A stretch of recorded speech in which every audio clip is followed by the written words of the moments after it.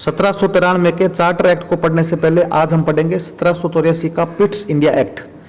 इस अधिनियम की क्या क्या विशेषताएं थी उस पर बात करेंगे। पहली थी कि इसने कंपनी के राजनीतिक और वाणिज्यिक कार्यों को अलग अलग कर दिया था।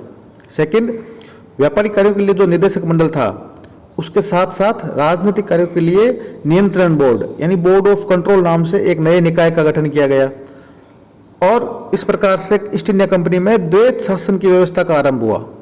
मतलब अब कंपनी व्यापारिक मामलों के लिए कोर्ट ऑफ डायरेक्टर के अंडर में थी और राजनीतिक मामलों के लिए बोर्ड ऑफ कंट्रोल को रिपोर्ट करती थी।